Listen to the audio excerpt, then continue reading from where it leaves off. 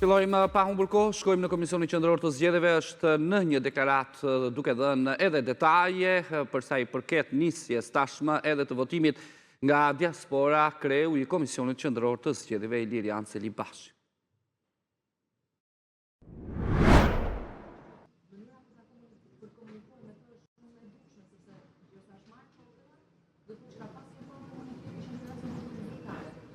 Jo, atë ka publikuar vetë familjarja aty, se nuk besoj që ka shkuar kryeministri ka bërë foto asaj familjes. E ka publikuar dhe familjar, Po,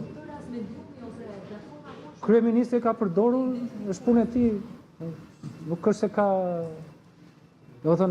e ka konsideruar që ka benefit për të nga pikpamja elektorale, a e ka konsideruar që ky proces u realizua kur të vi radha, e pyesin kryeministrin, do t'u japi përgjigje për atë. Po, nëse flasim, nëse ka ndonjë palishmëri, nuk ka asnjë palishmëri. Si nga ana e atij votuesit dhe familjes së tij, biles thash është pozitive në një pikë vështrim, sepse është domethënëse nga pikpamja e asaj që ky proces i votimit nga është po ndodh. Po kështu edhe për rastin e kryeministit që e ka shpërndarë në rrjetet e tij sociale. Mund ta bënte edhe ndoshta edhe KQZ mund ta ripostoj në rrjetet e institucionit.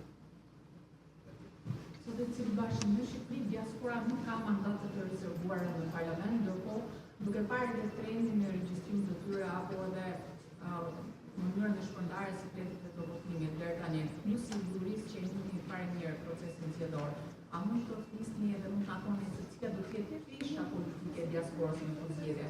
Qoftë edhe përkthyer në mandate, duke parë edhe shpërndarjen e tyre në qytete të ndryshme apo sipas çarçeve të ndryshme? Po. Paraprakisht konfirmoj që dërgimi i mesazhit do të që në momentin që futet në thesin e DL-s dërgesa postare dhe mesazhi i shkon që në këtë moment votuesit.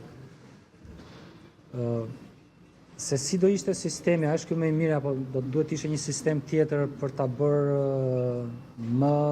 më pesh votën e diasporës, do duhet ta themi pasi përfundoj ky proces dhe mendoj që nuk do ishte me shumë dobi. Por numri i lartë, relativisht i lartë, i votuesve nga jashtë dhe i votave të mundshme që ata mund të kthejnë brapsht, të bën të arsyetor që pesha e votës tyre do të jetë signifikative. Ose nëse mund ta them më qartë, ja ka vlerë dhe do t'ja vlej për këto zgjedhje mundimi dhe mundi të gjithëve, përfshi dhe vetë votuesit që do të votojnë për këto zgjedhje, sepse janë rreth 250.000 votues gati dhe janë gati 21 mandate apo 20 mandate të cilat bëjnë diferencë për çdo prej forcave politike. Se si ata do të votojnë, natyrisht asnjë prej nesh nuk e di. Pyetje të tjera?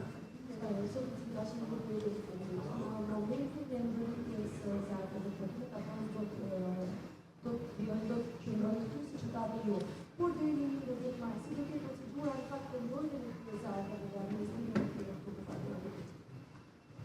Do të jenë të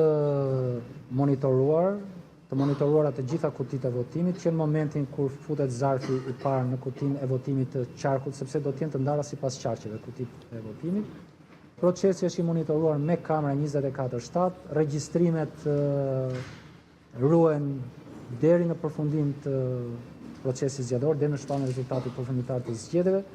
Partitë politike janë në lirinë e tyre që të sjellin njerëz. Ka disa parti politike të cilat kanë sjell bikqyrës, monitorues dhe vëzhgues të tyre, të cilët janë prezent edhe gjatë procesit përgatitjes së zarfeve.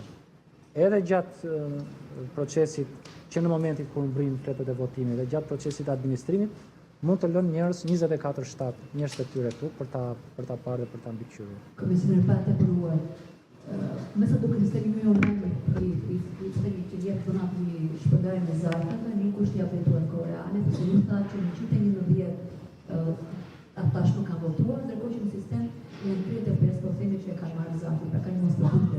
A ke një dhënë reale se sa janë njerëzit që e kanë marrë zarfin deri në brëm ndoshta?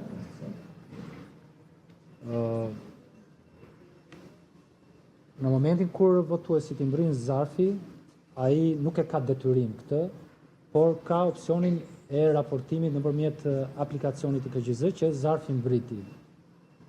Duke qenë se jo të gjithë do ta bëjnë dhe nuk janë të obliguar, ne nuk kemi informacion si KQZ në momentin më të parë se sa është numri atyre të cilët e kanë marrë zarfin. Kështu që informacioni më të saktë ne marrim nga kompania nga DL, sepse DL ja dorëzon personalisht votuesi në dorë zarfin dhe në momentin që votuesi nënshkruan, në sistemin e tyre automatikisht ngarkohet e dhëna që ky votues e mori zarfin. Dhe ne do t'i marrim këto të dhëna nga kompania DL, sepse nuk kemi shumë të sigurt që zgjedhësit vetë do të raportojnë për marrjen e zarfit. A cila është shifra juaj që dini deri tani që kanë marrë? Ajo çfarë dim ne,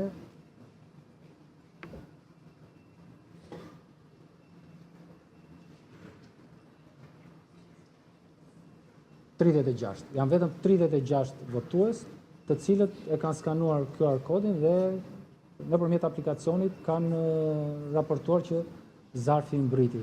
Po thash, ky numër më së paku është 111.